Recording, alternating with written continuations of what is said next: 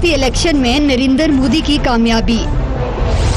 वजीर आजम का इलेक्शन में फतह पर मोदी को मुबारकबाद का पैगाम। हुकूमत को घर भेजने का वक्त आ गया है, साबिक वजीर आजम शाहिद खाकान अब्बासी का बयान।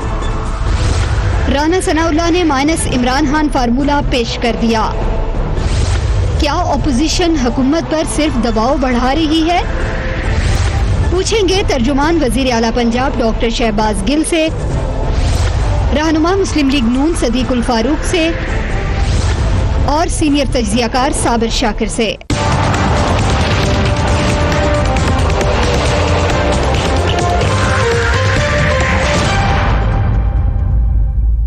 And a very warm welcome to the show. Bharat में एक बार फिर नरेंद्र मोदी वजीर आजम बनने जा रहे हैं। इलेक्शन के नताइज में बीजेपी और इसके इत्तेहाद को वाज़ेह बरतरी हासिल हो चुकी है। भारतीय इलेक्शन कमीशन के मुताबिक लोकसभा की 542 नशिस्तों में से बीजेपी 296 नशिस्तों पर आगे है। मजमूई तौर पर 346 नशिस्तों पर बीजेपी के इत्तेहाद को बरतरी हासिल है। मरकजी हुकूमत बनाने के लिए 272 नशिस्तें दरकार हैं। इस तरह बीजेपी को हुकूमत साजी के लिए सादा अक्सरियत अपने बलबूते पर ही मिल सकती है। दूसरी जानिब कांग्रेस और उसके इत्तेहादियों को 90 के करीब नशिस्तें मिल चुकी हैं। कांग्रेस महज 53 नशिस्तों पर आगे है। तीसरे नंबर पर तृणमूल कांग्रेस और YSR है, जिन्हें 24 नशिस्तें मिली हैं। बीजेपी को सबसे बड़ी कामयाबी उत्तर प्रदेश, बिहार और बंगाल में मिल रही है। दिल्ली से आम आदमी पार्टी का सफाया हो गया है। ये यकीनन एक नया ट्रेंड भी है और नजर आ रहा है कि भारत की आइंदा आने वाली जो सियासत है वो किस तरफ जाएगी। बड़ा खदशा था कि एक्सट्रीमिस्ट पॉलिटिक्स जो कि शुरू हुई नरेंद्र मोदी साहब के रेन के जमाने से, उसको अगर रोकना है तो बीजेपी अगर शिकस्त ना हो तो करटेल जरूर हो। पोल्स भी कुछ इस किस्म की बातें कर रहे थे, लेकिन हमने ये देखा कि मोदी साहब को एक बार फिर बड़ी कामयाबी मिली है। बीजेपी खुश है इस बात पर, भारत में जश्न मनाए जा रहे हैं। उनके कारकुनान और रहनुमा इस बात पर क्या कहते हैं, let's watch that. Mother of Prime Minister Narendra Modi celebrating her son's victory. She's our candidate Sunny Deol speaking at this time. Let's listen to him. बहुत खुश है मैं चाहता सीगा मोदी जी यार ਉਹਦੇ ਕਰਕੇ ਮੈਂ ਆਇਆ ਸੀਗਾ ਉਹਨਾਂ ਦਾ जितना बहुत जरूरी सी। ये श्रेय तो नरेंद्र मोदी जी और अमित शाह जी की जो रणनीति है वो पूरी कामयाब उतरी है। हमने सपना देखा था कि हम कांग्रेस मुक्त भारत बनाएंगे, जो कि हो गया है। क्या होता है बंगाल का जो हालत है, वोटर ने उसी को चुन के दिया है। मोदी जी का जय है, बंगाल में ममता का पराजय है। हर उस आदमी की जीत है जो मोदी जी के साथ जुड़ा हुआ है। भारत माता की जय, हर हर मोदी, घर घर मोदी। सो कंग्रेचुलेशंस इंडिया, आपको एक एक्सट्रीमिस्ट पॉलिटिक्स की तरफ भरपूर तरीके से जाने पे बहुत बहुत मुबारक हो। आपको अपनी जो माइनॉरिटीज़ हैं उनको परेशानी का एक बार फिर शिकार करने पर बहुत बहुत मुबारक हो। और लगा ये है कि इस जंग में नफरत की सियासत जीत गई है और जो कि एक सेंसिबल सियासत थी वो हारती हुई नजर आई है और जो खदशात थे वो सही साबित हो रहे हैं। खासतौर पे मोदी साहब की सियासत इस खत्ते के लिए मुसलसल जारियत का एक रीजन बनी रही। पाकिस्तान के हवाले से इस इलेक्शन से पहले भी हमने देखा, इलेक्शन में भी पाकिस्तान से नफरत नजर आती रही। सर्जिकल स्ट्राइक इस इलेक्शन का या जो एक ख्याली सर्जिकल स्ट्राइक थी वो इस इलेक्शन का एक बड़ा अहम नुक्ता थी, हाईलाइट थी, जिसके ऊपर राहुल गांधी साहब तनकीद भी करते रहे मुसलसल मोदी साहब पे। Let's watch that. आखिर कांग्रेस सर्जिकल स्ट्राइक का नाम सुनते ही, एयर स्ट्राइक का नाम सुनते ही इतना घबरा क्यों जाती है? हिंदुस्तान के खून पसीने की सेना नहीं, शहीदों की सेना नहीं, नहीं, सेना तो नरेंद्र मोदी की है और किसी की नहीं है। नरेंद्र मोदी डरते नहीं आ सकते, घबराते। साथियों, कॉमनवेल्थ घोटाला करके इन्होंने देश की प्रतिष्ठा दांव पर लगा दी। मेरे पिता का अपमान करते हैं, दादी परदादा के बारे में बोलते हैं। आपके पिताजी को आपके राग दरबारियों ने मिस्टर क्लीन बना दिया था। नरेंद्र मोदी जी नफरत से बात करते हैं। नामदार, ये अहंकार आपको खा जाएगा। हिंदुस्तान में 45 साल से सबसे ज्यादा बेरोजगारी आज former foreign minister Khurshid Kasuri हमारे साथ मौजूद है। Thank you so much for joining us. Kasuri साहब, ये जो मोदी विक्ट्री है, ये पाक भारत ताल्लुकात की तरफ बेहतर कदम है या जो हमने माजी में देखा ताल्लुकात खराब होते हुए नजर आएंगे? नहीं, देखें, जहाँ तक ताल्लुक है ना पाकिस्तान भारत ताल्लुकात का या मुसलमानों का, हिंदुस्तान के जो मुसलमान है, मैं समझता हूँ कि वाकईतन हिंदुस्तान के मुसलमानों के लिए तो काफी मुश्किलात पैदा होंगी और लेकिन मोदी साहब को वहाँ भी अपनी पॉलिसी बदलनी पड़ेगी, क्योंकि जो उन्होंने हासिल करना था वो नफरत फैला के मुसलमानों के खिलाफ और पाकिस्तान के, वो उन्होंने हासिल कर लिया। इलेक्शन में उनको वोट पड़ गए हैं। अब अगर उन्होंने आगे कुछ कामयाबी हासिल करनी है बहैसियत वजीर आजम या कोई उन्होंने लेगेसी छोड़नी है, तो उन्होंने मुख्तलिफ पॉलिसी अपनानी पड़ेगी। मौजूदा पॉलिसी जो है इसमें उन्हें कुछ हासिल नहीं होगा। माजी में भी पाकिस्तान भारत कम अज कम 10 मरतबा, जिनमें 5 दफा तो जंगी हो गई थी, 3 बड़ी और 2 छोटी, यानी कि कारगिल और रन ऑफ कच्छ, और 5 और मरतबा ऐसी थी कि हम जंग के धाने पे थे, तो कोई भी हासिल नहीं कर सका कश्मीर के मामले पे हिंदुस्तान जो भी उसके मकासद थे। तो अब उसको बातचीत के अलावा तो कोई रास्ता नहीं था।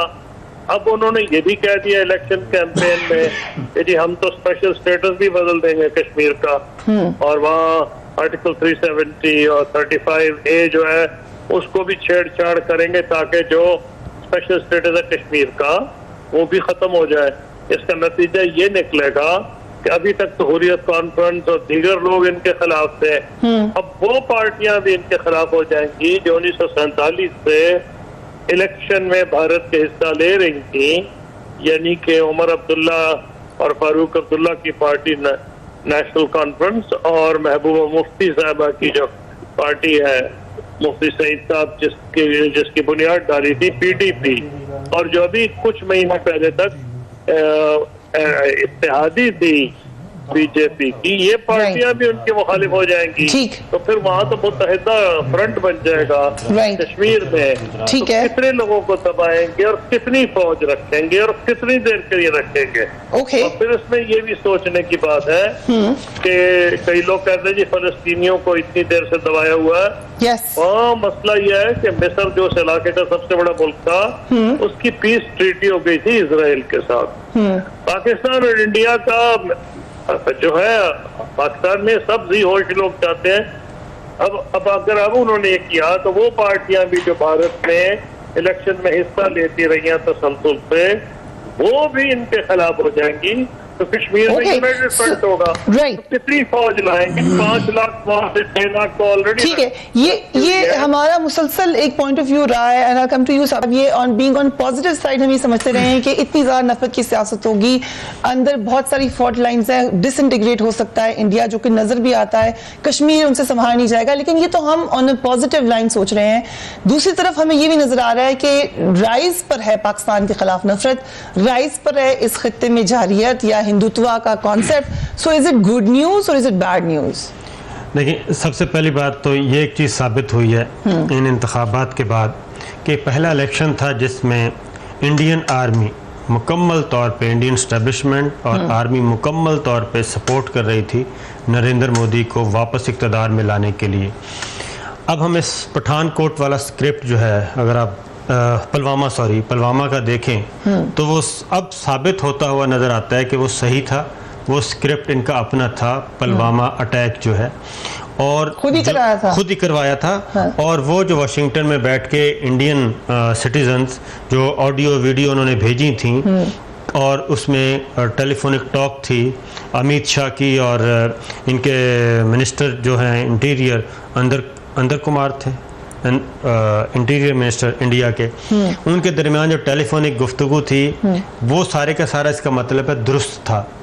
और ये बाई डिज़ाइन था कि इंडिया में एक इंतहा पसंद तंजीम, इंतहा पसंद सियासी जमात को इक़्तिदार में लाना ही लाना है। राइट। और ये पुलवामा से शुरू हुआ, उसके बाद बालाकोट और ये सारा कुछ जो कुछ हुआ, तो बालाकोट तो उनको उल्टा पड़ गया। बालाकोट में अटैक, ये एक डिज़ाइन तैयार किया था इंडियन स्टैब्लिशमेंट ने।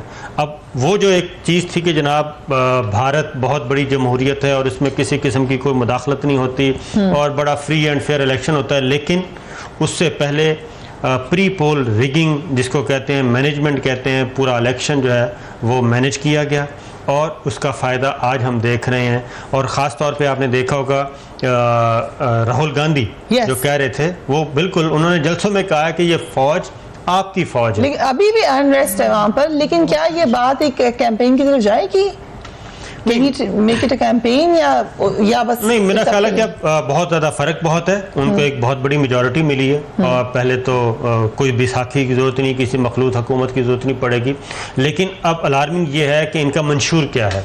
इनका मंशूर कश्मीर के हवाले से, मकबूजा कश्मीर के हवाले से उन्होंने अमेंडमेंट करनी है, वो मंशूर का हिस्सा है। वो करनी है। हम 2 आर्टिकल जिसमें कश्मीर का, मकबूजा कश्मीर को खुसूसी दर्जा हासिल है, उसको वो चेंज करेंगे और उसको कन्वर्ट करेंगे जस्ट लाइक इंडियन पार्ट। और वो जो तनाज़ा चल रहा है, अक़वाम मुत्तहिदा की करारदादें पड़ी हैं, उनको गैर मौसर करने के लिए जो अगर आर्टिकल 370 है शायद वो, और एक और आर्टिकल है, 2 आर्टिकल अगर वो चेंज करते हैं और उसमें कामयाब होते हैं तो इसका मतलब है कि ये एक ग्रेट गेम है जिसकी जो अब इम्प्लीमेंट करेंगे नरेंद्र मोदी एक इंतहा पसंद हिंदू के तौर पे। Right, I will come to you doctor Shahbaz Gill, क्योंकि इमरान खान साहब प्राइम मिनिस्टर पाकिस्तान ने कहा था कि इलेक्शन के बाद बात करने में आसानी होगी मोदी गवर्नमेंट के साथ, जिसके ऊपर वहां पर कांग्रेस ने भी इतराज किया और कुछ लोगों ने तो चौकीदार इमरान खान कहना शुरू कर दिया था कि शायद मोदी साहब को ही सपोर्ट कर रहे हैं वो। बट आप लोगों को लगता है कि बात हो सकेगी, हालात बेहतर होंगे, जैसे जो कि हमने देखा था ऑप्टिमिज्म हमारे प्राइम मिनिस्टर में? बहुत शुक्रिया आफरीहा। पहले तो आप इस इलेक्शन के जो रिजल्ट्स आ रहे हैं इस पर मैं थोड़ी सी आपको बैकग्राउंड इसका दे दूं कि ये नॉर्मल टर्नआउट नहीं है, ये नॉर्मल सिचुएशन नहीं है इंडिया में, क्योंकि हमारे बहुत सारे मुसलमान भाई वहाँ पे रहते हैं, कश्मीरी भाई वहाँ पे हैं, जो कुछ उनके ऊपर बीतनी है या बीती है उसके बारे में जाहिर बात है हमें तशवीश है इस गवर्नमेंट के आने की, जिन्होंने नफरत के ऊपर पूरी इलेक्शन कैंपेन लड़ी, जिन्होंने anti Muslim, anti minority, anti Christian, हर किस्म की माइनॉरिटी के खिलाफ हिंदुत्व के नाम पे इन्होंने ये कैंपेन लड़ी। आप ये देखिए कि 1984 के बाद ये पहली दफा होगा कि कोई भी मेजॉरिटी की गवर्नमेंट बनाएगा। इससे पहले अलायंसेस पे गवर्नमेंट बनती थी, 1984 ऑनवर्ड किसी सिंगल पार्टी को मेजॉरिटी नहीं मिली। अभी जो सिचुएशन हमें नजर आ रही है इस टाइम, वो सिचुएशन है कि ये 272 इन्हें सीट्स चाहिए टोटल अपनी गवर्नमेंट बनाने के लिए 545 में से, और तकरीबन ये 292 सीटों पर जो जीतती हुई नजर आ रही है। अभी ट्रेंड जो इनका लीडिंग है, ये लीड कर रहे हैं 292 पर, कुछ सीटें कम या ज्यादा हो सकती हैं इसमें बीजेपी की। 100 के करीब कांग्रेस का जो अलायंस है उनके पास सीट्स हैं। इसमें तकरीबन 90 करोड़ वोटर्स जो थे वो एलिजिबल थे वोट करने के लिए हिंदुस्तान में, और तकरीबन 67% टर्न आउट है इलेक्शन का जो वोट का, तो बहुत बड़ा टर्न आउट है अगर आप वो भी देखें तो। ऐसा नहीं है, ऐसा भी नहीं है कि इलेक्शन, ये तो बात अब नजर आ रही है साफ तौर पे। जी जी जी, ये बात अभी नजर नहीं आ रही, बल्कि मैं आपको अभी से बता देता हूं, यही हाल जब दोबारा प्रेसिडेंट ट्रंप का इलेक्शन होगा अमेरिका में तो यही रिजल्ट होगा, जाएंगे वेरी इंटरेस्टिंग। और ये बहुत, जी बिल्कुल यही होगा, ट्रंप भी रिपीट करेंगे, मैं आपको बता रहा हूं 4 साल के। और इसी तरीके से मोदी साहब, जी I know it's too early, unless कि वो कोई बड़ा ब्लंडर ना कर दें, वो कोई बड़ी ऐसी सिचुएशन ना कर दें या कोई बड़ा मसला ना बना दें। जो आप करें डॉक्टर गेल कि इधर मोदी साहब होंगे, उधर ट्रंप साहब होंगे, तो एक एंटी मुस्लिम अलायंस या एक बहुत राइट विंग गवर्नमेंट हमें ना सिर्फ हमारे बिल्कुल बाजू में नजर आएगी, बल्कि जो हमारा एक बहुत बड़ा एलाई भी रहा है, हमारे ताल्लुकात भी उनके साथ काफी चैलेंजिंग रहे हैं, उधर भी होगी। सो दोनों तरफ दोबारा होगी, और सेकंड टर्म होगी तो ज्यादा मजबूत होंगे। देखिए फ्रिया, सिचुएशन ये है कि हमें सबसे पहले तो ये देखना पड़ेगा कि प्रोटेक्शनिस्ट और नेशनलिस्ट जो आइडियाज हैं, माशाल्लाह कसूरी साहब आपके पास बैठे हैं, बहुत सीनियर है, मैं और ये प्रोग्राम करते रहे। जब ट्रंप का इलेक्शन हो रहा था तो मैं आपको ये बताऊं कि मैंने तकरीबन 10 महीने पहले प्रेडिक्ट किया था कि ट्रंप जीतेंगे। हम प्रोग्राम कुछ प्रोग्राम से आई वॉज प्रिडिक्टिंग, और अक्सर लोगों को ये लगता था कि शायद मैं ट्रंप साहब को लाइक करता हूं इसलिए प्रिडिक्ट कर रहा हूं, ऐसी हरगिज वजह नहीं थी। लेकिन मुझे ग्राउंड पे रियलिटी नजर आ रही थी कि ट्रंप जीतेंगे, और वही हुआ जब इलेक्शन के रिजल्ट्स आए। खान साहब के बारे में भी प्रिडिक्ट किया था आपने? अच्छा, शाकिर साहब पूछ रहे हैं। जी, खान साहब के बारे में बिल्कुल मैंने मोहित पीरजादा के शो पे ना सिर्फ खान साहब के बारे में प्रेडिक्ट किया था, बल्कि मैंने नंबर ऑफ सीट्स भी बताई थी कि 120 होंगी। मोहित पीरजादा का प्रोग्राम था, और वो हबीब अकरम, मैं और वो थे, और वो एग्जैक्टली 120 प्रेडिक्ट की थी। 160 तो सर ये बताएं कि क्या प्राइम मिनिस्टर इमरान खान और उधर प्राइम मिनिस्टर मोदी ताल्लुकात बेहतर होंगे, उनकी जो उम्मीदें हैं वो पूरी होंगी? इस टाइम देखिए, मोदी साहब से कोई आप अगर बेहतरी की तवक्को करते हैं तो वो है नहीं, क्योंकि वो बहुत बैलेंस आदमी नहीं है। उनकी जो अप्रोच है वो बहुत बैलेंस नहीं है। अनफॉर्चुनेटली उन्होंने हेटेड की पॉलिटिक्स को दोबारा परवान चढ़ाया है। उन्होंने पूरी की पूरी जो कैंपेन है वो एंटी पाकिस्तान, चौकीदार, ये सारा जो उन्होंने, आप देखिए कि कितनी उनके इलेक्शन कमीशन पे भी अफसोस की बात है कि कितनी ब्रुटैलिटी के साथ उन्होंने इंडियन आर्मी को, इंडियन डिफेंस एरिया को भी यूज किया सारे को पाकिस्तान पे असॉल्ट करने की कोशिश करने पे, और अपनी पूरी की पूरी कैंपेन जो है, मैं दूसरे लफ्जों में ये कहूंगा, यहां तो बहुत सारे लोग इल्जाम देते हैं, लेकिन मैं इल्जाम लगाऊंगा और पूरे दिल से लगाऊंगा कि इंडियन आर्मी ने मदाखलत की है। मेरे ख्याल में ये मैं गवर्नमेंट के स्पोक्स पर्सन के तौर पे नहीं कह रहा, ये मैं जाती हैसियत में कह रहा हूं कि इंडियन आर्मी ने जो है वो इन्वॉल्वमेंट की है इस दफा इलेक्शन में, और कांग्रेस को जो इलेक्शन हरवाया है वो इंडियन आर्मी ने हरवाया है, क्योंकि इंडियन आर्मी ने मोदी को अपनी तमाम फैसिलिटीज दी हैं, अपना असला दिया, अपना सब कुछ दिया, अपने फौजी दिए, वो सारा ड्रामा रचाने के लिए जिससे वो वहां वार हिस्टेरिया क्रिएट कर सके। कोई भी अगर बैलेंस वहां पर इलेक्शन कमीशन होता तो वो ये हरकत ना करने देता। डॉक्टर शहबाज, ये बात साहब शाकिर साहब ने भी की, कांग्रेस भी वहां पे कह रही है, सो इट मींस कि अगर मिलिट्री ने उनको पुश किया है या बैकअप किया है तो मिलिट्री के कोई डिजाइन्स हैं जो वो करवाना चाहते हैं मोदी साहब से। जी बिल्कुल, वो तो हिंदुत्व के ऊपर पूरे का पूरा उनका बेस। आप देखें ना, उनकी स्ट्रेंथ देखें। पहली दफा कांग्रेस एक बड़े अलायंस में है नंबर ऑफ पार्टीज का, अगर आप देखें तो उन्होंने 421 सीट्स पे अपने जो कैंडिडेट थे वो खड़े किए हैं, और बीजेपी ने 437 सीट्स के ऊपर अपने कैंडिडेट। तो आपने जवाब नहीं दिया कि हालात बेहतर होने के लिए, लेकिन आपने कहा मोदी साहब के होते हुए कुछ ज्यादा अच्छी की उम्मीद नहीं है। लेकिन क्योंकि इस टाइम तो उन्होंने वोट लेना था ना, आपको कसूरी साहब ने भी पहले बताया कि अभी तो उन्होंने नफरत फैला के वोट लेना था। तो जो पिछले 2-3 महीने से उन्होंने वॉर हिस्टेरिया किया, इससे तो हालात थोड़े से बेहतर होंगे। अभी आपने देखा जब हमारे फॉरेन मिनिस्टर के साथ उनकी मुलाकात हुई, सुषमा स्वराज साहब की बड़ी मेरे ख्याल शॉर्ट मुलाकात थी, लेकिन आपको पहले से कम वो अब बात तो करना शुरू हुए थोड़ा बहुत। पहले तो ये वाला चक्कर भी नहीं था। वो उन्होंने वोट लेना था नफरत की बेस के ऊपर, नफरत फैलानी थी मुसलमानों के खिलाफ, पाकिस्तान के खिलाफ। ट्विटर पे चौकीदार नाम रख लिया गया। उनके अपने सिटिंग जिन्होंने इलेक्शन जीते हैं या उनके मेंबर थे, वो गांधी के कातिल को जो है वो शहीद करार दे रहे हैं। आप गौर करें, उसको जायज करार दे रहे हैं। और इस पे बरखा दत्त ने एक आर्टिकल लिखा वॉशिंगटन पोस्ट में कि ये कितनी खतरनाक बात है एक्सट्रीमिज्म के लिए। उनका अपना जो सहाफी हैं वो बोल पड़े हैं कि इस कदर ज्यादा खतरनाक नफरत यहाँ पे फैलाई गई इंडिया में, जो कि अब हमें नजर आ रहा है कि आइंदा 5 साल ये नफरत की तरफ ही जाएंगे। I'll come to you, Sadiq Farooq साहब, and you know, जी बिल्कुल, ये तो जाएंगे। नेक्स्ट 5 years में क्या नजर आ रहा है आपको? अभी हम ऑलमोस्ट, अल्लाह रहम करे, मगर एक जंग के धाने पर आ गए थे मोदी साहब की इलेक्शन कैंपेन की वजह से। अब क्या होगा आगे? बिस्मिल्लाहिर्रहमानिर्रहीम। आप सब लोगों ने जो हकायक बयान किए हैं उसमें एक आध बात से मुझे इख्तलाफ है, लेकिन मोदी ने जिस तरह हिटलर की तरह कि जर्मन कौम जो है स्टेट वाइज सीटें वो इक़्तिदार के लिए पैदा हुई है और दुनिया की बेहतरीन कौम है, वो एक तासुब पैदा किया। इसी तरह हिंदुत्व जो आपने कहा है, उस तरह गुजरात के भेड़िए ने एक मरतबा फिर वही बात की और तासुब और इंतहा पसंदी को फ़रोग़ दिया। उधर डॉक्टर शहबाज गिल साहब फरमा रहे हैं कि दोबारा ट्रंप साहब भी आएंगे, तो इसका मतलब है दुनिया जो है वो किस तरफ जा रही है? टुवर्ड्स एक्सट्रीमिज्म, इंतहा पसंदी की तरफ जा रही है। और अगर इंडियन आर्मी ने असला, फौज वगैरह वगैरह इन इलेक्शनों में इस्तेमाल किया, तो मैं एक पेशगोई कर सकता हूँ, जल्द या बदेर फिर इंडिया टूट जाएगा। ये मैं आपको बता दूँ, इंडिया की असल ताकत जो है वो सेकुलरिज्म है और जमहूरियत है। इतनी मुख्तलिफ रंग नस्ल के लोग वहाँ पर मौजूद हैं। अगर उसमें ये एलिमेंट, फौज का एलिमेंट इतने सालों से कश्मीर में तो वो बंदूक ही इस्तेमाल कर रहे हैं। नहीं, वो तो मुसलमानों के खिलाफ ना, क्योंकि बहुत बड़ी तादाद में मुसलमान, बहुत बड़ी तादाद को उन्होंने अपने साथ रखा हुआ है। मुसलमानों को भी किसी तरीके से वो करते हैं, कहीं उनको सीटें देते हैं, कभी वज़ीर सदर बना देते हैं, कभी वो चीफ जस्टिस बना देते हैं, कुछ ना कुछ वो करते रहते हैं, जिसमें मुसलमानों को वो फॉर देयर पाकिस्तान के साथ बेहतर ताल्लुकात एजेंडा अब आ जाती है बात पाकिस्तान की। इंडिया ने जो कुछ मोदी ने किया वो सामने है, हम क्या करते हैं? बट सर लेट्स सी, अभी एक हकीकत तो हम सबको नजर आ रही है, चौकीदार मोदी, क्यों चौकीदार?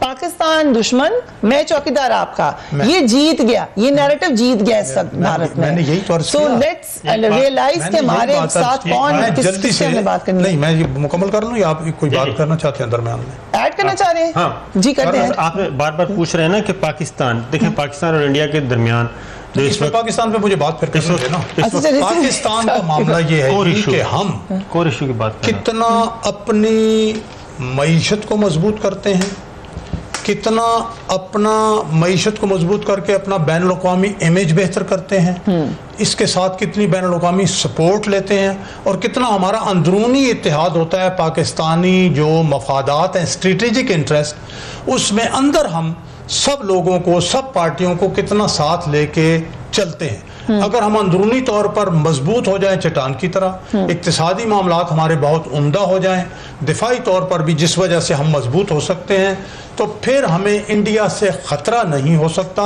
लेकिन कश्मीर के हल का मामला और उसकी इंतहा पसंदी के खिलाफ हम अपना जो डिप्लोमेटिक ऑफेंसिव है। वक्त हुआ एक वक्फे का, उसके बाद मज़ीद बात करेंगे। Keep watching tonight फेरिया।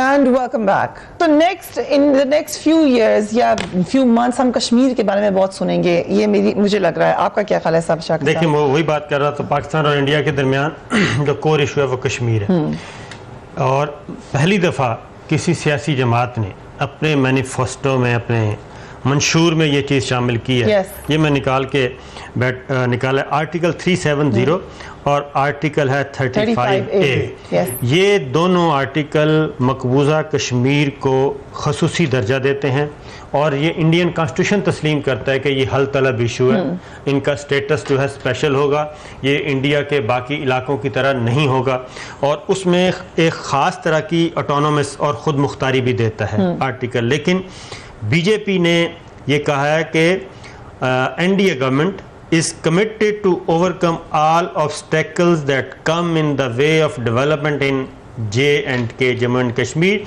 The BJP manifesto says that Article 35 is an obstacle to the development of the state of hence needs to go. इसलिए ये दोनों आर्टिकल उन्होंने कहा कि हम इसको रिवील करेंगे, इसको मनसूख करेंगे, जिस पे रिएक्शन भी आया। अब जो पॉलिटिकल पार्टी इस मंशूर के साथ आई है, उसके साथ पाकिस्तान के ताल्लुकात का अच्छा होना मुझे करीब तो नज़र नहीं आ रहा। क्या वो इस मंशूर के अगेंस्ट जाएंगे? इस मंशूर की बुनियाद पर उन्होंने वोट लिया है, और इसी मंशूर की बुनियाद पर वो जीते हैं, और इसका अंदाज़ा मकबूजा कश्मीर में बैठी कश्मीरी लीडरशिप को था। और यही वजह है कि महबूबा मुफ्ती और उमर अब्दुल्ला जैसे बिल्कुल एक सेकुलर और प्रो दिल्ली जो है, वो लोग भी पहले से शोर मचा रहे थे कि उनके साथ होने का प्लान क्या बनाया हुआ है। तो इसलिए मुझे नहीं लगता कि करीब तरीन कोई इस तरह की चीज़ नज़र आ गई है कि वो कहेंगे आए जी बैठे कश्मीर पे बात करें। पॉसिबल नहीं है। पाकिस्तान और इंडिया के ताल्लुकात मज़ीद कशीदा होंगे, कशीदा होते जा रहे हैं, होते हुए नजर आ रहे हैं। कसूरी साहब, अगर नरेंद्र मोदी साहब, आपको याद होगा पहले जब प्राइम मिनिस्टर बने तो उन्होंने उस वक्त के प्राइम मिनिस्टर नवाज शरीफ साहब को अपनी ओथ टेकिंग पे बुलाया, वो गए भी वहां पर। अभी अगर वो वज़ीर आज़म इमरान खान को दावत दें तो क्या उनको जाना चाहिए? What do you recommend?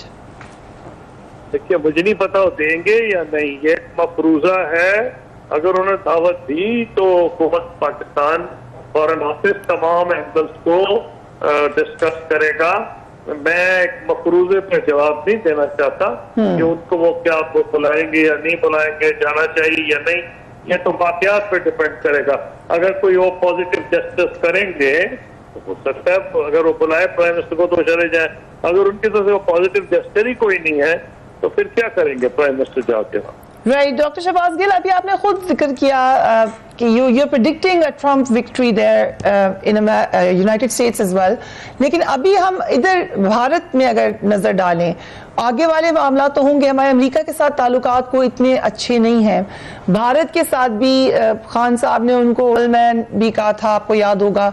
Modi साहब के हवाले से खान साहब की रिजर्वेशंस बिल्कुल ठीक हैं, सिर्फ उन्हीं की नहीं है, खुद भारत के अंदर भी रिजर्वेशंस हैं, मगर उसके बावजूद वो जीतते चले आ रहे हैं। गुजरात से आपको याद होगा, गुजरात राइट्स के बाद से मुसलसल आवाजें उठती रही हैं उनके खिलाफ, मगर वो जीतते ही चले आ रहे हैं। सो आगे किस तरह उनको ये ज़हन में ये बात बड़ी तय है कि मेरी नफरत की पॉलिटिक्स से मैं जीता हूँ, पाकिस्तान नफरत, दूसरे रिलीजन की नफरत, सो इसको आगे लेकर कहां तक जाएंगे? और यही पॉलिटिक्स मिलती जुलती डोनाल्ड ट्रंप की है। So where will we be in the next 5 years?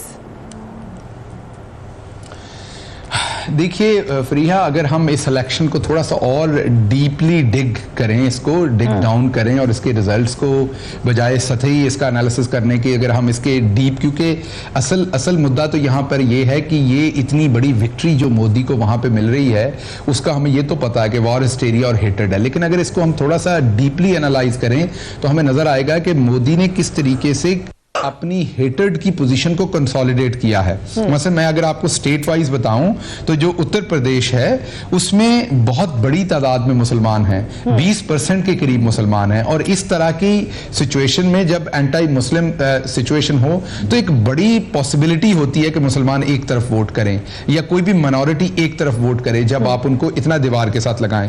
तो एक ऐसी रमेश कुमार जो आपकी पार्टी के ही हैं, वो भारत होके आए थे इलेक्शन से पहले, उन्होंने प्रेडिक्ट किया था, ही सेड मुस्लिम्स की बड़ी तादाद नरेंद्र मोदी को सपोर्ट करती है भारत में। जी, मैं ये नहीं कह रहा नहीं करती, मैं तो आपको एक एनालिसिस दे रहा हूं कि चांसेस होते हैं कि मुसलमान एक तरफ देंगे। और मैं जाती तौर पर नहीं समझता कि रमेश साहब, वो पार्टी का होना एक बात है लेकिन अपना अपना एनालिसिस होता है हर शख्स का। इंडियन मुस्लिम जो है वो मेरे ख्याल में जो मोदी ने उनके साथ किया वो पहले हिस्ट्री में नहीं हुआ।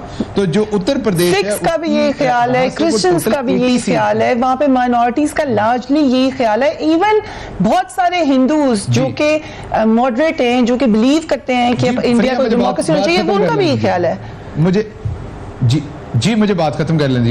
80 सीट्स हैं उत्तर प्रदेश में फरीहा, और उसमें से 58 सीट्स के ऊपर बीजेपी जो जीत रही है, जहां पे 20% मुसलमानों की पॉपुलेशन है। इसी तरह बिहार में टोटल 40 सीट्स हैं, और ये गरीब स्टेट्स हैं, उत्तर यूपी बिहार ये गरीब स्टेट्स हैं अमेरिका जो हिंदुस्तान की, और 40 में से 38 सीट्स के ऊपर बीजेपी जीत रही है। जरा विन का तनासब देखें, उनकी विक्ट्री का तनासब देखें जीत का, और जरा गौर करें कि कितनी उन्होंने इसको कंसोलिडेट किया अपनी हेटेड की पॉलिटिक्स को।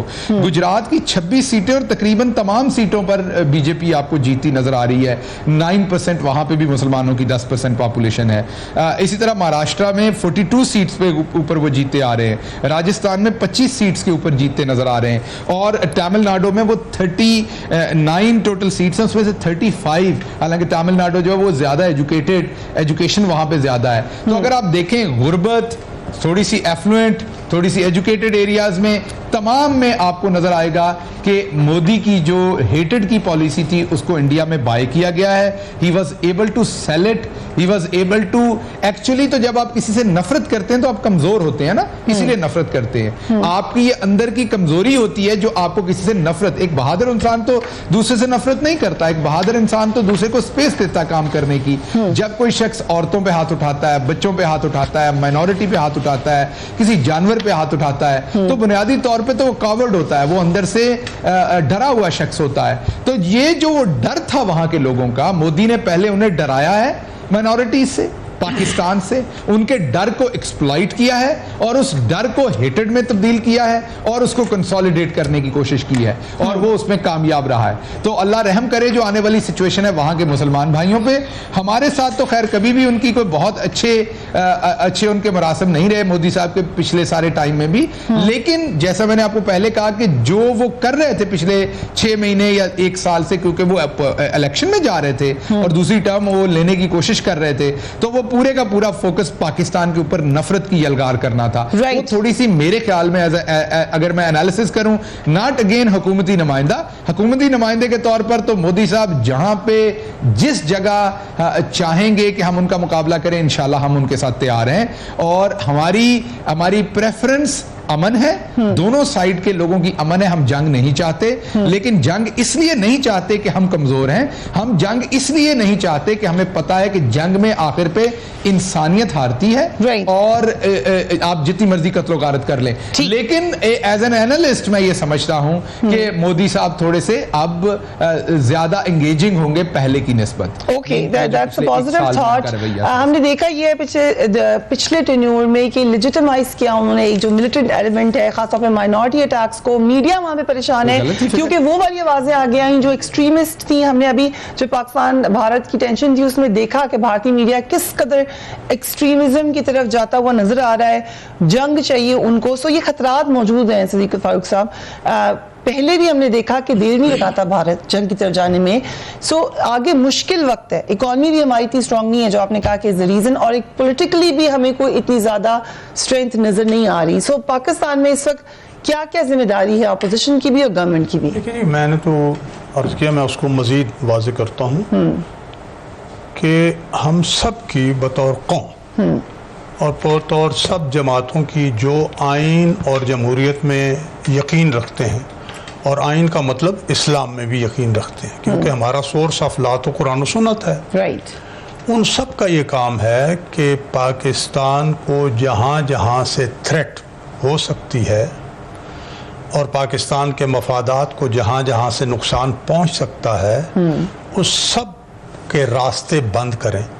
और उसका सबसे बड़ा, जब ये मालूम हो कि ये घर, इस घर का अंडा बच्चा सब मुतहिद है, इस घर के हर फर्द, सारे फर्द मुतहिद हैं, मुतफिक हैं घर की सिक्योरिटी के लिए, तो दुश्मन जो है वो 100 मरतबा सोचता है उस घर की तरफ मैली आंख से देखने के लिए। सो सबसे बड़ी चीज़ है पाकिस्तान की सिक्योरिटी, और पाकिस्तान की सिक्योरिटी के लिए मैंने कहा अंदरूनी इत्तेहाद, जैसे मैं फिर रिपीट करता हूँ, अंदरूनी इत्तेहाद।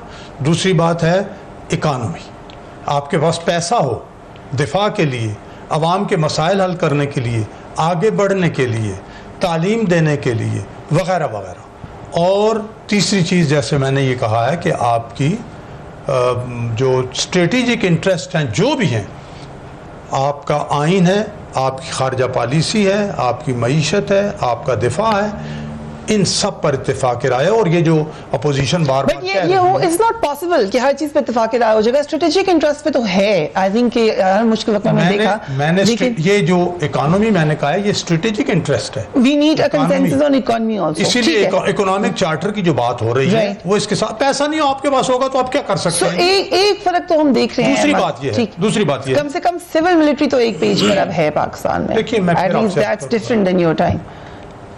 मैं फिर आपसे अर्ज करूंगा कि हम वो जो आदमी ये समझता है कि दिफा फौज के बगैर हो सकता है और दिफा के लिए फौज नहीं चाहिए और हमने फौज को ख़त्म करना है, वो तो बेवकूफ़। दोस्ती के लिए भी चाहिए फौज, उसके बगैर कोई दोस्ती करने। इमरान खान ने भी पिछले दिनों कहा है कि पाकिस्तान को के दिफा सिर्फ अकेली फौज नहीं कर सकती। ये तो वज़ीर आज़म ने आपके सामने कहा।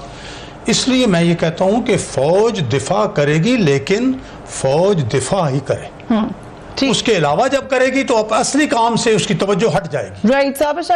दूसरी बात नहीं, मैं इंडिया के हवाले से देखिए, इंडिया के मोदी ने एक काम किया है, उसने हर अपने मतलब के मुताबिक इंडिया की सिक्योरिटी, सलामती को सामने रखा और हर अपने मुखालिफ को इंडिया की सलामती के खिलाफ दुश्मन बना दिया। इसलिए जो आप कहते हो कि पढ़ा लिखा भी उसने भी उसको वोट दिया, बेपढ़े लिखे ने भी उसको वोट दिया, मुख्तलिफ मज़ाहिब वालों ने भी उसको वोट दिया और वो इतनी सीटें लेके, तो हम क्यों नहीं कर सकते कि हम अपने मुल्क के जो सिक्योरिटी और सलामती है उसके लिए। Okay, so will come to our country now. हमने इंडिया में बात कर ली, डॉलर का जिक्र किया, इकॉनमी का जिक्र किया सीको फारूक साहब ने। सो डॉलर की उड़ान और मईशत का जवाल हुकूमत के लिए आजमाइश यकीनन बना हुआ है। आज थोड़ी सी अच्छी खबर आई कि डॉलर की वापसी का सफर शुरू हुआ है, लेकिन सिर्फ 50 पैसे। उम्मीद की जा सकती है कि ये आगे चले, but opposition is not happy. Former prime minister ने क्या कहा, लेट्स वॉच दैट। आज साल भी नहीं हुकूमत को आए हुए, आज हर आदमी परेशान है, तो ये इस बात की दलील है कि हुकूमत नाकाम हो चुकी है। अब आइन के अंदर रहकर क्या इक़दाम करने हैं, कैसे करने हैं, वो अपोजिशन का फैसला होगा। ये जगह जो थी उसके अंदर बैठे हुए थे, कोई ऐसी वहाँ सिंबलिज्म नहीं था, और मकसद ये है कि अवाम की मुश्किलात दूर करने के लिए हम अपने इख्तलाफात एक साइड पर रख के एक मुश्तरका अपोजिशन का लाइमन इंशाल्लाह तैयार करें। वक्त हुआ एक वक्फे का, उसके बाद मज़ीद बात करेंगे। Keep watching tonight फेरिया।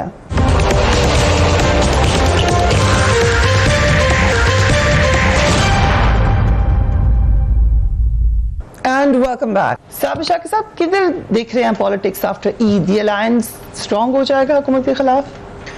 देखिए, ईद के बाद अपोजिशन का जो सारी स्ट्रेटेजी है वो है, ये देख रहे हैं जनरल कमर जावेद बाजवा साहब की रिटायरमेंट। अपोजिशन ओके, क्योंकि इनका एक परसेप्शन है ना अपोजिशन का, पीपल्स पार्टी का, PMLN का, JUI का, कि ये सारा सेटअप जो है वो जो कुछ भी चल रहा है इस वक्त पाकिस्तान की जो पॉलिसीज़ हैं वो बाजवा डॉक्ट्राइन है। राइट। और इनकी असल ताकत जो है वो जनरल कमर जावेद बाजवा साहब है। अच्छा, अगेन कंसिडरिंग कि जब जनरल रहील शरीफ साहब की रिटायरमेंट थी तब भी यही उम्मीद की जा रही थी कि नई हवाएं चल पड़ेंगी, यही उम्मीद की जा रही थी। MBB का ट्वीट भी था कि बादल छट गए, न्यू विंड्स वो कुछ तरह का था, बड़ा शायरी की थी उन्होंने। वो चीफ जस्टिस भी तब्दील हुए थे उस वक्त इत्तेफाक से, मियाँ साकिब निसार साहब ने आना था, आर्मी चीफ जनरल बाजवा साहब आ गए। तो अब भी इनकी जो एक स्टडी है, असेसमेंट है, वो है कि जनरल कमर जावेद बाजवा साहब की रिटायरमेंट पे ये लगा के बैठे हैं, इसीलिए ये आहिस्ता आहिस्ता उस तरफ जा रहे हैं, मूवमेंट की तरफ। ये देखेंगे कि जनरल कमर जावेद बाजवा साहब की एक्सटेंशन होती है या नहीं होती। अगर होती है तो इनकी पॉलिसी मुख्तलिफ होगी, ये मज़ीद तेज़ हो जाएंगे। अगर एक्सटेंशन ना हुई तो फिर तो ये अपनी मूव को ज़्यादा तेज़ करेंगे, अपनी तहरीक को तेज़ करेंगे। और अगर जनरल कमर जावेद बाजवा साहब की एक्सटेंशन हो जाती है तो फिर हो सकता है ये उन कदमों में पीछे हटें और समझेंगे कि शायद हमारी दाल नहीं गलने वाली।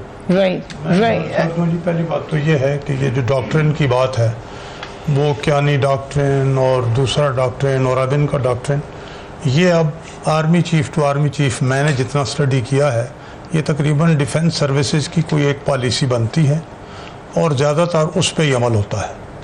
इसलिए सिद्दीक फारूक साहब का कहना ये है कि कोई फर्क नहीं पड़ता, कोई ज्यादा फर्क नहीं पड़ता। बट ये मैं ज्यादा फर्क नहीं पड़ता। असल बात यह है कि अपोजिशन ने क्या ताउन की पेशकश नहीं की इस हुकूमत को? क्या शहबाज शरीफ साहब ने नहीं पेशकश की? क्या बिलावल भुट्टो ने नहीं पेशकश की? क्या दूसरों ने नहीं पेशकश की? एक पेशकश और की, अगर इजाजत दे दें। दो जुमले।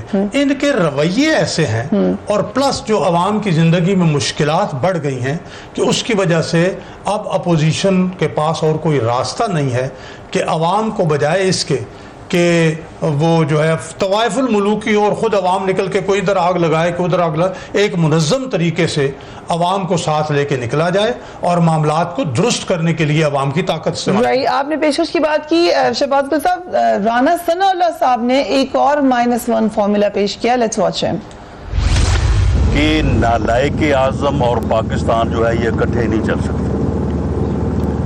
अगर इस मुल्क को बचाना है तो मेरा तो PTI के दोस्तों से भी, जो उनमें लोग मुहिब्बे वतन हैं, जो हालात को समझते हैं, कि इस नालायक आज़म को जो है इसको अलहदा किया जाए, इसको एक तरफ किया जाए। ये नालायक आज़म जो है ये और पाकिस्तान दोनों जो है ये इकट्ठे जो है वो आगे नहीं जा सकते। और इसमें जो है किसी को ले आए, PTI किसी ऐसे बंदे को ले आए जो सियासतदान हो।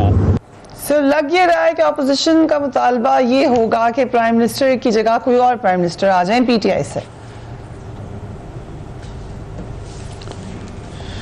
जी बहुत शुक्रिया फ्रिया। एक तो मैं करेक्शन कर दूं कि मैंने तमिलनाडु में गलती से कह दिया कि बीजेपी विन कर रही है, वहां पे कांग्रेस लीड कर रही है तमिलनाडु में। राइट, थैंक्स फॉर करेक्शन करनी थी। उसके अलावा राणा सनाउल्लाह साहब की जो आप बात करते हैं तो असल में राणा साहब को आदत थी, वो यहाँ पे de facto kind of chief minister थे पंजाब में, जैसे उनको आदत थी बहुत सारी इंपॉर्टेंस की, और उनको आदत थी बहुत सारी इंपॉर्टेंस की। नहीं मैं तो, मेरे पास कहाँ पावर है, मैंने कोई 14 बंदे मरवाए हैं, मैं को पूरा फैसलाबाद मेरे हुक्म पे चलता है। यार पॉजिटिव ही चले आज, नहीं है ना, मैं तो अच्छी बातें हुई हैं, पॉजिटिव ही करें बात। शहबाज गिल साहब अच्छा बात तो सुन लेना, बात तो सुन लें सदीक और फारूक साहब, बात सुन लें, मैंने कोई नेगेटिव बात थोड़ी की है। जी जी वो इंडिया के बारे में थी, अब तो राणा सनाउल्लाह के बारे में पॉजिटिव बातें कैसे हो सकती हैं? उन्होंने तो जो स्टेटमेंट दी जवाब तो देना पड़ना है ना। अच्छा नहीं आप बात, अच्छा बात सुन लीजिए, बात सुन लीजिए, बात सुन लीजिए, आप लोग कह क्या सकते हैं क्योंकि प्राइम मिनिस्टर रेजिग्नेशन तो आप भी मांगते रहे हैं। जी जी मेरी बात सुन लीजिए, मैं आपको सिर्फ ये बताना चाह रहा हूं कि राणा साहब जब यहाँ पंजाब में फिरते थे, पंजाब असेंबली का थोड़ा माहौल भी ऐसा है, मूंछों को ताव देते हैं, बहुत बड़ी बड़ी माशाल्लाह उनकी मूंछें हैं, चलते हैं 10-20 बंदे साथ चलते थे उनके। अब फेडरल में जो भी आप कहें, सदीकुल फारूक साहब भी जानते हैं, इन्होंने भी फेडरल में सियासत की हुई है। इस्लामाबाद रावलपिंडी में एक तो वैसे ही लोग पढ़े लिखे ज्यादा है, कल्चर डिफरेंट है उस शहर का। उसके बाद कौमी असेंबली में भी ज्यादा पढ़ी लिखी लौट जाती है। मैं ये नहीं कह रहा यहाँ अनपढ़ लोग हैं, लेकिन वहां ज्यादा पढ़े लिखे लौट होती है। कौमी असेंबली का एक डेफिनेटली बड़ा कैनवस है, वहां पे बिहेवियर और है। तो राणा साहब अपने आप को एलियन फील करते हैं, अकेले अकेले फील करते हैं। अगर आप कभी नेशनल असेंबली सीख कर रहे हैं, इंपॉर्टेंस सीख कर रहे हैं, वो कहते हैं कि मुझे भी, मैनू भी सीरियस लवो, को मेरी गल भी सुनो। बट द प्रॉब्लम इज कि वहां ना उन्हें कोई सीरियस लेता है, ना उनकी कोई बात सुनता है, ना उन्हें कोई घास डालता है।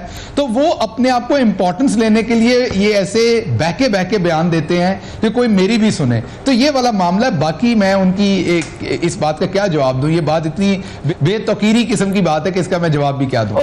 ओके बट ऑपोजिशन क्या हम अगर -1 करते थे तो जी हम -1 करते थे, करप्शन के इल्जाम पे करते थे ना भैया। हम तो कहते थे कि ये है वो जराए, हम तो कहते थे ये है वो जराए, हम कहते थे ये है वो जराए, हम तो पनामा की बात करते थे ना, ये है वो जराए। पनामा से पहले धरना दिया था आपने, तब भी आप नवाज शरीफ साहब का रेजिग्नेशन मानते थे, तब तक कोई पनामा की स्टोरी तो धांधली पे कर रहे थे ना।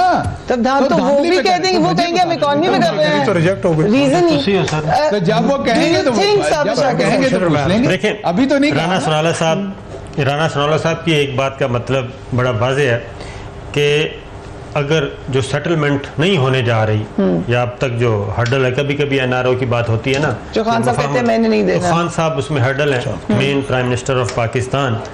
तो आई थिंक राणा सनाउल्लाह साहब ने उस तरफ इशारा किया है कि अगर पीटीआई कोई अपने अंदर रिकंसिडर करे, जो कि नामुमकिन है, पॉसिबल ही नहीं है, ना माइनस नवाज पीएमएलएन में चल सकता है, ना माइनस जरदारी पीपल्स पार्टी में चल सकता है, ना माइनस खान पीटीआई में चल सकता है।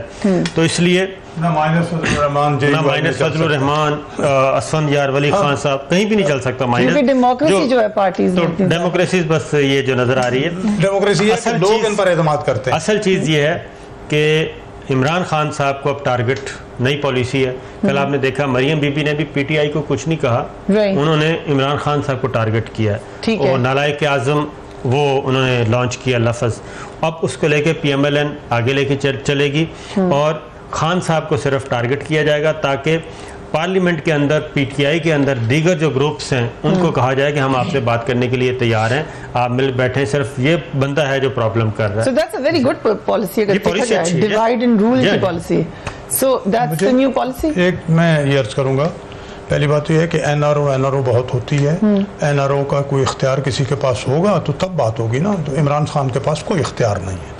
अगर अदलिया और नैब बकौल लेकिन एनआरओ मिला नहीं ना लिया गया अभी तक, उसमें खान साहब का कुछ तो रोल। मैं जो बात अर्ज कर रहा हूँ वो ये है कि नाकामी की बात जब वो करते हैं तो इमरान खान नाकाम तो है 100%। ना वो डॉलरों की बारिश हुई, ना वो $200 बिलियन आए, ना वो तेल की कीमत नीचे गई।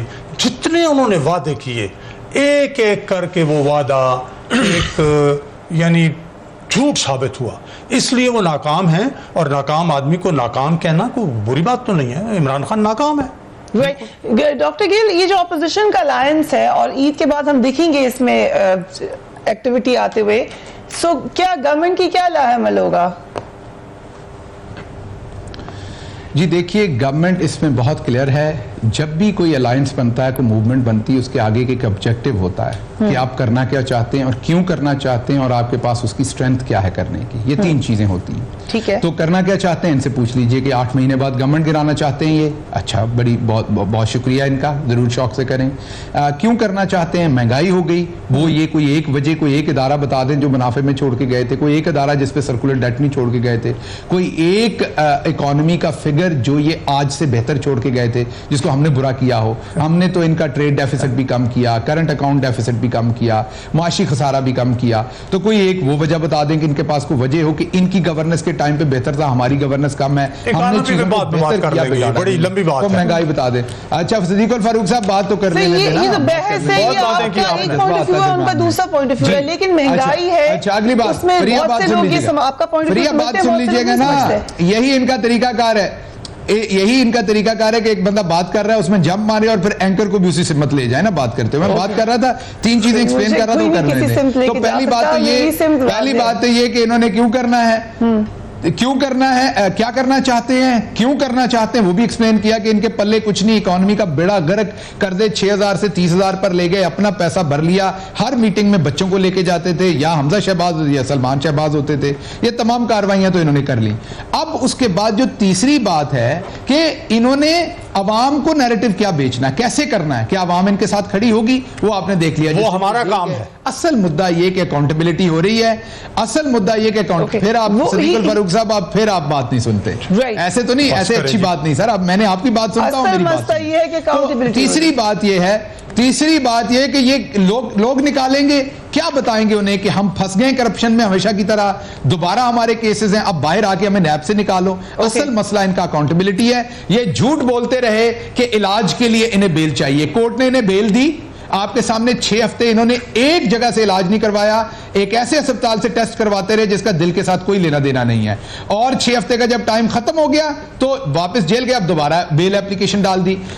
मुतबा नजर जो है वो मुल्क से बाहर जाना, जैसे शहबाज शरीफ साहब गए, ये अगर इन्हें मुल्क से बाहर भेज दें तो कोई एहतजाज नहीं होगा, आज ही बता देते हैं, अगर मुल्क से बाहर भेज दें कोई एहतजाज नहीं, कोई जल्दी से, जब तक अगर वो ये कहे कि जनाब हमने खसारा कम किया, ट्रेड बैलेंस, तो आपने बंद कर दी 200 प्रोजेक्ट, इंपोर्ट बंद कर दी।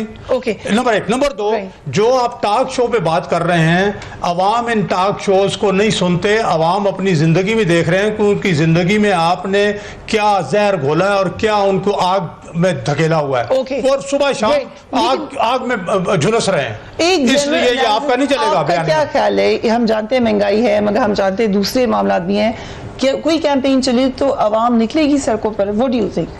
मेरा नहीं ख्याल अभी तक अपोजिशन में इतनी सख्त है, और अपोजिशन में वो विल भी नहीं है ना।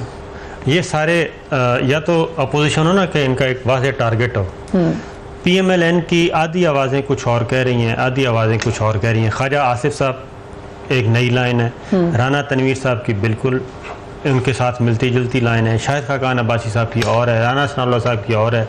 PML के अंदर भी शहबाज शरीफ एलिमेंट, आप ये माने या ना माने, वो एक एलिमेंट है। आपने देखा कि आल पार्टी ये जो अफ्तार डिनर था जरदारी साहब के घर, उसमें हमजा शहबाज को 4थे दर्जे का शहरी करार दिया गया उधर। चौथे दर्जे का, यस, चौथे दर्जे के कौन सा शहरी उसकी आप उनकी सिटिंग अरेंजमेंट देखें ना, सिटिंग अरेंजमेंट होती है, एक ही सोफे पे बैठे हुए थे, एक तरफ मरियम साहिबा थी, एक तरफ हमजा शहबाज, बिलावल भुट्टो, उसके साथ मरियम बीबी, शायद खाकान अब्बासी साहब, फिर एक और, फिर हमजा शहबाज। हमजा शहबाज को बोलने की इजाजत नहीं दी गई, प्रेस टॉक में हमजा शहबाज नहीं बोले, शायद खाकान अब्बासी, इनके आपस में भी मसाइल हैं, ठीक है ना। शहबाज शरीफ साहब नहीं चाहते उस तरफ जाना जिस तरफ मरियम बीबी जाना चाह रही हैं, और शहबाज शरीफ साहब अकेले नहीं हैं, उनके साथ पार्टी के अंदर बहुत सारे लोग हैं ऐसे जो नहीं चाहते। इसलिए इसी तरीके से पीपल्स पार्टी के भी अपने मसाइल हैं, जरदारी साहब के, बिलावल के, और फरियाल तालपुर जो फेक अकाउंट्स केस है, उनके अपने मसाइल हैं। ये सारी जमा तफरीक उसके मुताबिक चल रही है। और जो मैंने बात बताई है जनरल कमर जावेद बाजवा साहब की, वो एक बहुत बड़ी हकीकत है, क्योंकि इनका ख्याल है कि ये मूव आहिस्ता आहिस्ता बढ़ाते जाएं, अगर जनरल कमर जावेद बाजवा साहब को एक्सटेंशन नहीं होती और नई लीडरशिप आती है तो उस वक्त बहुत अच्छा टाइम होगा अटैक करने का, क्योंकि नई लीडरशिप आएगी, वो आए बैठेगी, ब्रीफिंग शिफिंग ये वो 2-3 महीने, तो उसमें वो इनको दबोचने की कोशिश करेंगे। न्यूज़ होगी एक्सटेंशन कि नहीं होगी? ये तो अब बिटवीन ये किसी को भी नहीं पता। प्राइम मिनिस्टर एंड कोई पार्टी में इख्तलाफ नहीं, APC के बाद होगी, एक लाया अमल से पार्टी में आगे बढ़ेगा। कोई इख्तलाफ नहीं, मैं आपको बता रहा हूँ, कोई इख्तलाफ नहीं। हम यहाँ पे रैप अप करते हैं। डू टेक ऑफ योरसेल्फ, अपना अपने घरवालों का ख्याल रखिए। जाते जाते इमरान खान साहब, प्राइम मिनिस्टर पाकिस्तान ने मुबारकबाद दे दिया मोदी साहब को। उन्होंने कहा है congratulate prime minister Modi on the electoral victory of BJP and allies, look forward to working with him for peace, progress and prosperity in South Asia. यही पाकिस्तान चाहता है। अल्लाह हाफिज।